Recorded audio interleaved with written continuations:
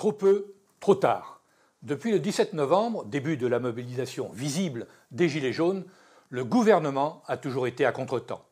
Il n'avait pas vu venir le mouvement, à vrai dire, personne ne l'avait vu venir, et comme en mai 68 ou quelques jours avant les premières barricades, un éditorialiste du Monde titrait « La France s'ennuie ». Bien cette fois, la France ne s'ennuyait pas, mais elle se languissait et se désespérait. Du moins, la France des territoires, des villes moyennes, du périurbain, la France chassée des centres-villes des grandes métropoles, la France des classes populaires, mais aussi et surtout la France de cette vaste classe moyenne qui se lève tôt et se couche tard, obligée qu'elle est de faire des heures de transport. Une classe moyenne qui fut le ciment de nos démocraties occidentales et qui vit très mal sa paupérisation. Car c'est bien de cela qu'il s'agit, en France comme ailleurs. Depuis un quart de siècle, le néolibéralisme, la mondialisation, ou plutôt la globalisation, se traduisent par une montée des inégalités et par un laminage des classes moyennes. En ce sens, Macron n'est pas le seul à porter la responsabilité de cette dérive, de cette montée des inégalités et de ce sentiment réel de déclassement d'une partie de la population. Dans chaque pays, la révolte de la middle class prend des allures particulières, eu égard à l'histoire, aux traditions, aux valeurs de chaque nation. Mais les ressorts sont les mêmes partout. C'est le refus de continuer à être paupérisé. Et c'est bien là le paradoxe de ce néolibéralisme destructeur. Pour simplifier, le libéralisme l'a emporté sur le communisme et le fascisme parce qu'il a apporté aux populations plus de richesses avec plus de liberté formelle. Or, depuis qu'il se trouve en position de monopole, ce libéralisme a viré à l'ultralibéralisme et le capital reprend ce qu'il avait dû concéder au travail.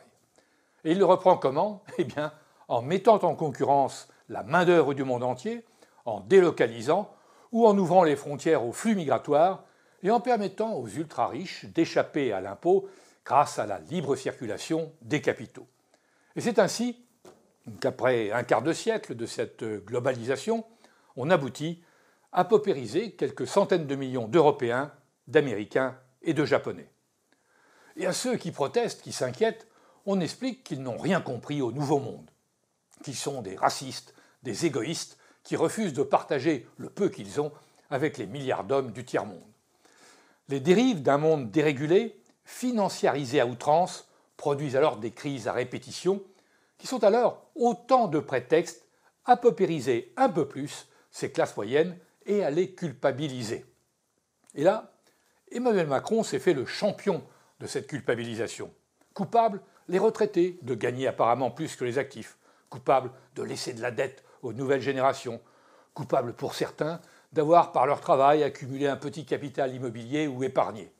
Et tous ceux qui possèdent un bien immobilier sont également coupables d'accumuler de la rente plutôt que de l'argent qui circule. Coupables, ces Français qui continuent d'utiliser leur voiture au diesel et qui polluent la planète. Coupables, ces Français qui, après avoir fait quelques études pour acquérir une spécialisation, n'acceptent pas n'importe quel emploi. Coupables, tous ceux qui s'étonnent que l'on traite mieux une partie des migrants clandestins que les SDF français. Emmanuel Macron a fait illusion. Parce qu'il a tenté d'abord d'incarner un mélange d'attitudes gaulliennes et de modernisme.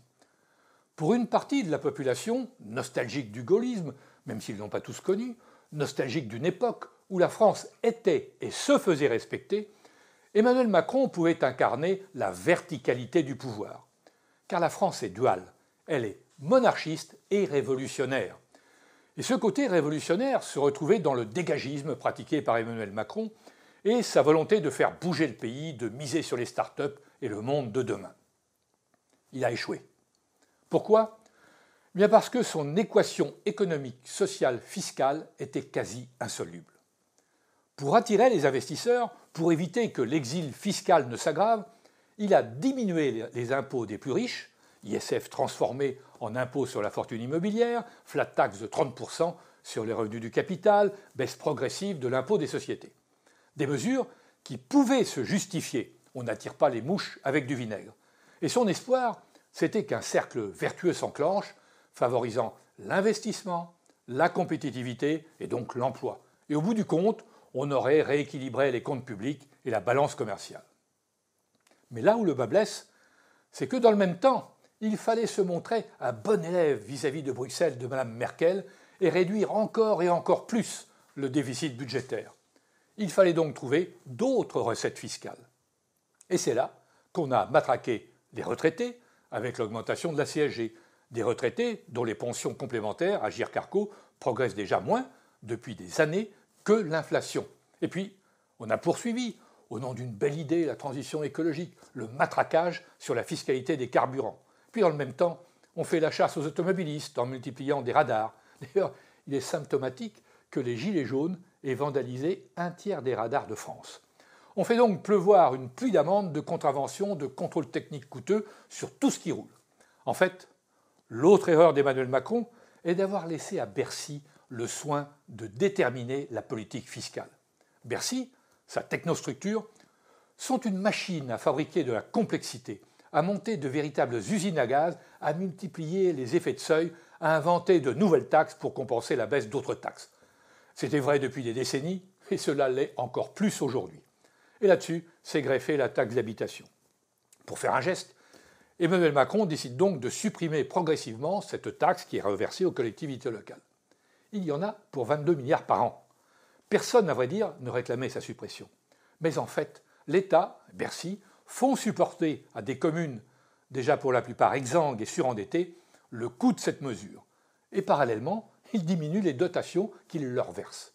Résultat, bien des communes n'ont pas répercuté la baisse. Et elles ont même bien souvent augmenté cette année la taxe d'habitation. La politique fiscale est une affaire trop sérieuse pour qu'on la laisse dans les mains des seuls hauts fonctionnaires de Bercy. D'autant que ces derniers sont parmi les turiféraires de la rigueur budgétaire. Eh bien, avec la révolte des Gilets jaunes, ils vont être obligés de manger leur chapeau et de procéder à des révisions déchirantes. À la veille de ce samedi 8 décembre à haut risque, à la veille d'un lundi 10 décembre où certains appellent à tout bloquer, une chose est d'ores et déjà sûre. Les critères de Maastricht et le fameux seuil de 3% de déficit budgétaire ont vécu. Reste à savoir comment sortir de cette crise.